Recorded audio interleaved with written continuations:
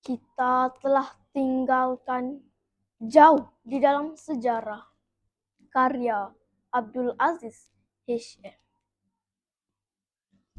Kita telah tinggalkan jauh di dalam sejarah jasa orang-orang tua kita membina dan membangun kota dan desa.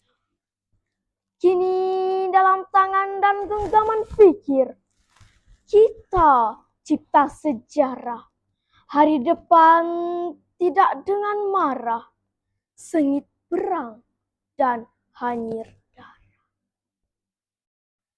Tidak dengan pedang lembing kelewang yang menghangus lebur anak dan penerus akan datang. Masa lalu adalah jendela waktu untuk merenung ke belakang, dan kini adalah muara peradaban yang mengalirkan jasanya ke setiap jengkal tanah bumi ini.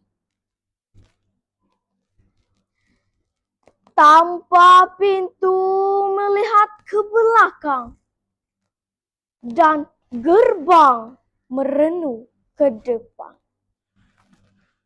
kita akan tersesat membina zaman ini, kerana masa lalu adalah sejarah untuk tumbuh dan masa kini adalah pohon rindang memayung langkah dan derap hari depan bangsa ini.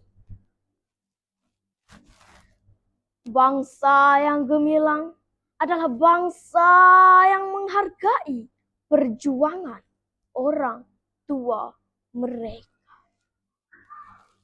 Dan generasi kini yang setia pada cita-cita mulia. Sekian, terima kasih.